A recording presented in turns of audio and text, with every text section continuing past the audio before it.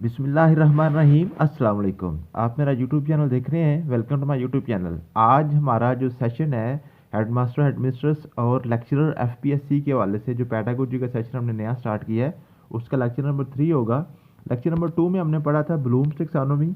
आज हमने पढ़नी है सोलो टेक्सानोमी। तो सोलो टेक्सानोमी और ब्लूम टेक्सानोमी दोनों को हम मिला के पढ़ेंगे।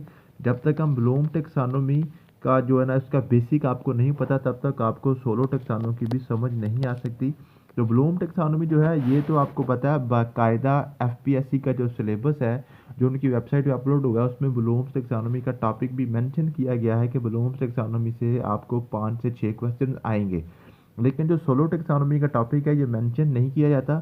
लेकिन सोलो टेक्सानोमी को ब्लूम्स टेक्सानोमी का ही हिस्सा शुमार किया जाता है। हिस्सा समझ के ही इसको जनाब मेंशन नहीं किया जाता।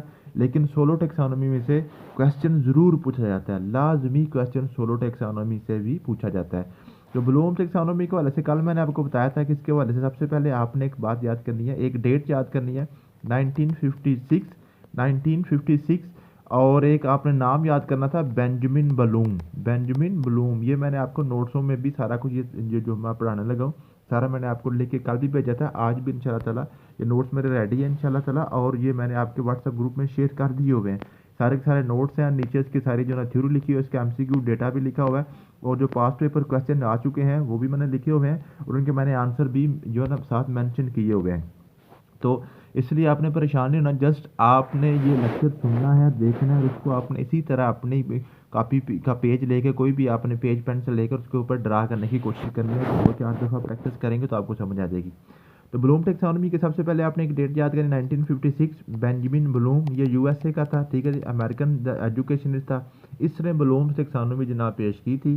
सोलो टेक्सोनोमी के वाले से आपने एक डेट याद करनी है 1982, 1982, ठीक है जी। 1982 ये ऑस्ट्रेलियन दो एजुकेशनिस्ट थे, जॉन बिग्स और केवन कॉलिस।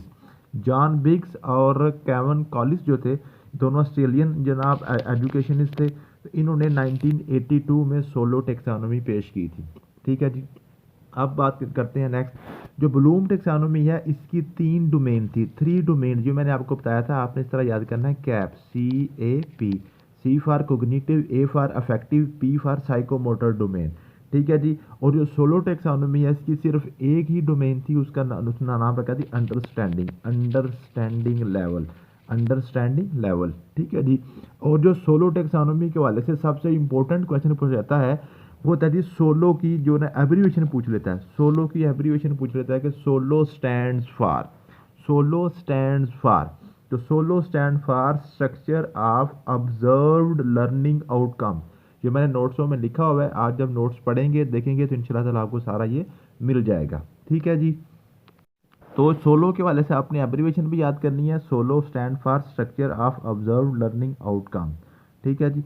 अब ब्लूम्स और सोलो के वाले से आपने क्या याद करना है, जो ब्लूम है, ब्लूम्स टेक्सोनोमी की 3 आपने डोमेन याद करनी है, C for cognitive, A for affective, P for psychomotor domain, ठीक है जी। जो C है जो आपकी कोग्निटिव डोमेन है ये इंटेलेक्चुअल स्किल्स है, मीन के जहानत के हवाले से है, ठीक है। अफेक्टिव डोमेन जो है ना ये आपका जो है ना बच्चे के जज्बात और एहसासात के हवाले से है, ठीक है। और साइकोमोटर डोमेन जो है वो बच्चे की स्किल्स के हवाले से है, ठीक है। और अंडरस्टैंडिंग जो है ना, अंडरस्टैंडिंग जो सोलो ने इसकी एक ही डोमेन रखी थी, अंडरस्टैंडिंग लेवल उसने रखे थे। कोई भी लर्नर है, कोई भी स्टूडेंट है जो लर्न कर रहा है कोई भी टॉपिक, उस टॉपिक को समझने के उसके 5 लेवल जनाब ये दो जो एजुकेशन थे जॉन बिग्स और केवन कॉलिस, उन्होंने जनाब इसको तरतीब दिया था, हायरार्किकल मॉडल पेश किया था, 5 इसके लेवल पेश किए थे।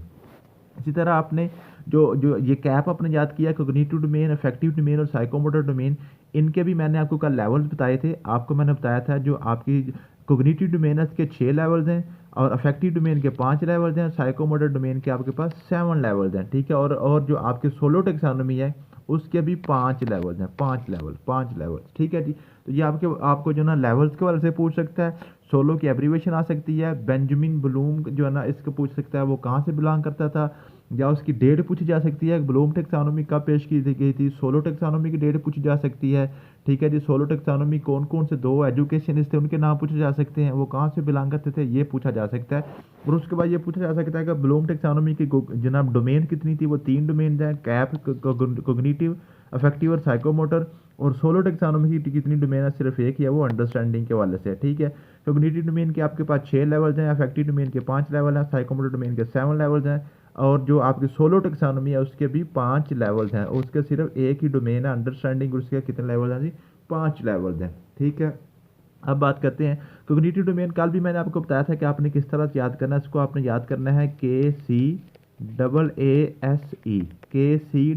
KCAASE, K for knowledge, C for comprehension, A for application, A for जो डबल ए है उसमें ए, और ए फॉर जो ना ये एनालिसिस, एस फॉर सिंथेसिस, और E for evaluation, E for evaluation.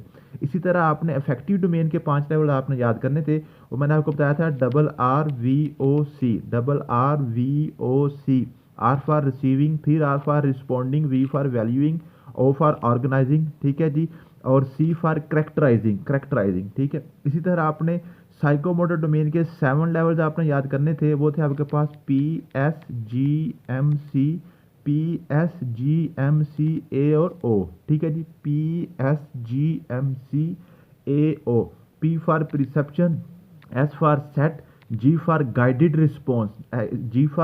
Response, M for mechanism, ठीक है जी। और ये आपके पास ये इस तरह आपने जो साइकोमोटर डोमेन के 7 लेवल PSGMC A O, इस तरह आपने इसको भी जो है ना ये कॉम्प्लेक्स ओवर्ट आ गया, और उसके बाद के पास A है अडॉप्टिंग है, और आपके पास O है ओरिजिनेटिंग, ठीक है। ये आपने 7 लेवल साइकोमोटर के भी इस तरह याद कर लिए। तो ये आपसे पूछ सकता है कि बताएं जी कोग्निटिव डोमेन का सबसे छोटा लेवल कौन सा है, वो यानी कि पहला लेवल कौन सा है, या बेसिक लेवल कौन सा है, वो नॉलेज है। इसका सबसे हायर लेवल कौन सा, आखिरी लेवल कौन सा है, वो एवेल्यूएशन है, ठीक है। इस तरह इफेक्टिव डोमेन का सबसे पहला रिसीविंग है, इसका आखिरी कौन जो है ना वो जो ना आप जो है वो करेक्टराइजिंग है, ठीक है। इसी तरह वो साइकोमोटर का पूछ सकता है। इसी तरह आपने जो सोलो टेक्सोनोमी के 5 लेवल्स हैं वो आपने याद करने हैं। वो आपके पास सबसे पहला है प्री प्री प्री प्री ठीक है जी। ये प्री से आपने याद करना है, मीन के सबसे पहला जो लेवल है, ठीक है जी, जो जो आपका जो सोलो टेक्सोनोमी का सबसे पहला लेवल है वो है जी प्री प्री प्री। उसके बाद आपके पास दूसरा लेवल है यूनी यूनी। उसके बाद आपके पास है मल्टी, ठीक है जी। प्री स्ट्रक्चरल क्या है, आप पूरा भी नाम याद कर सकते हैं, pre structural, uni structural, multi structural. उसके बाद आपके पास है रिलेशनल रिलेशनल रिलेशनल, ठीक है जी। Pre structural, uni structural, multi structural, और उसके बाद आपके पास आता है जी रिलेशनल लेवल, ठीक है जी, रिलेशनल लेवल। और इसका जो आखिरी लेवल होता है एक्सटेंडेड एब्स्ट्रैक्ट मीन क्या। अब इनको आपने किस तरह से याद करना है, प्री स्ट्रक्चरल का मतलब है कोई भी इंफॉर्मेशन बच्चे के पास है या उसका जो ना कोई स्ट्रक्चर उसके माइंड में नहीं बना, जो भी इंफॉर्मेशन बच्चे को कोई भी टॉपिक आप पढ़ाने लगे हैं तो उसके हवाले से बच्चे के माइंड में कोई स्ट्रक्चर नहीं बना, मीन के प्री स्ट्रक्चर स्ट्रक्चर बनने से पहले का जो नॉलेज है बच्चे को, किसी किस्म का कोई आप बच्चे को कंसेप्ट नहीं है, सिर्फ जो है ना एक इन्फॉर्मेशन उसके पास है, उस इन्फॉर्मेशन के वाले से कोई बच्चे को उसके पास जो है ना वो उसका स्ट्रक्चर या कोई उसका पास जो ना कोई कंसेप्ट वगैरह बच्चे के पास नहीं है।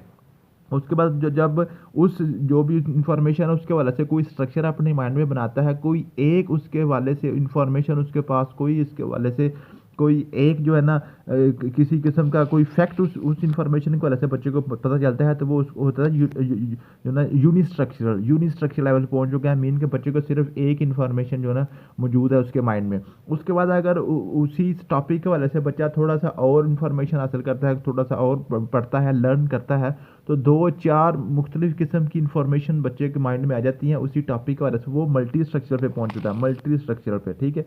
अब वो जो 2-4 इन्फॉर्मेशन या 10 इन्फॉर्मेशन बच्चे को मिली है एक टॉपिक वाले से, अब उन इन्फॉर्मेशन को आपस में वो रिलेट करता है, आपस में वो अगर रिलेट करता है, रिलेट करके किसी एक नतीजे पे पहुंच जाता है, तो वो आपका रिलेशनल लेवल हो जाता है। वो कौन सा होता है जी, रिलेशनल लेवल हो जाता है, ठीक है।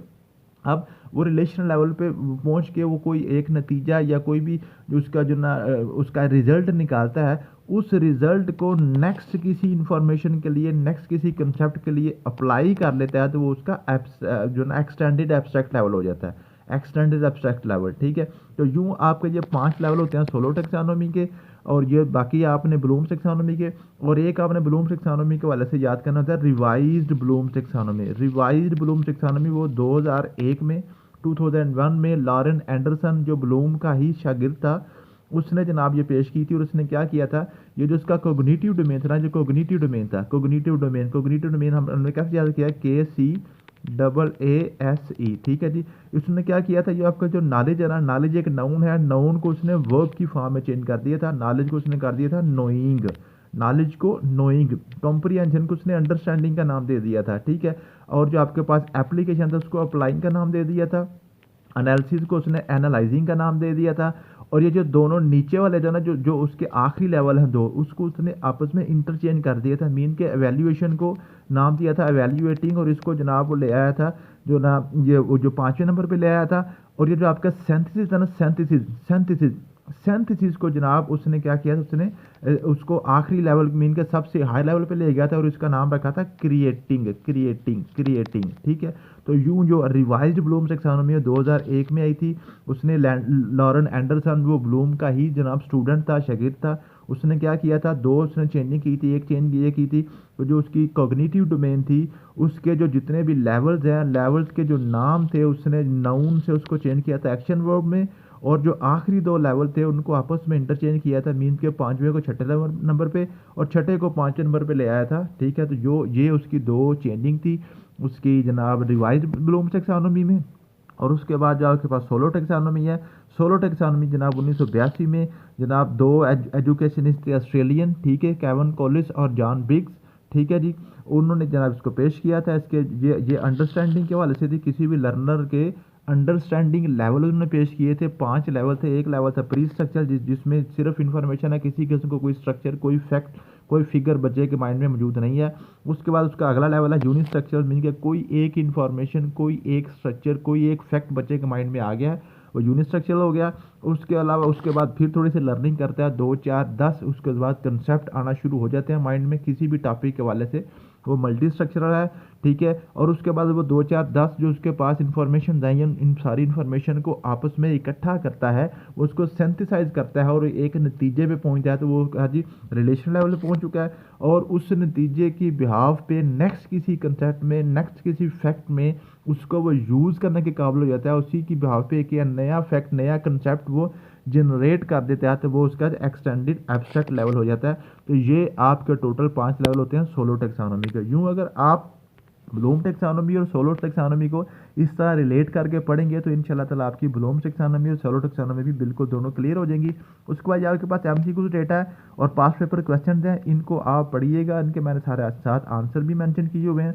अगर आप इनको अच्छे तरीके से कर लेते हैं तो यू इंशाल्लाह ताला आपका एफपीएससी में और पीपीएससी में हेडमास्टर की सीट और एफपीएससी में लेक्चरर का जो पेडागोजी वाला पार्ट है, इंशाल्लाह ताला आपका कोई क्वेश्चन भी मिस नहीं होगा। Thank you so much. मिलते हैं नेक्स्ट वीडियो में। अल्लाह हाफिज़।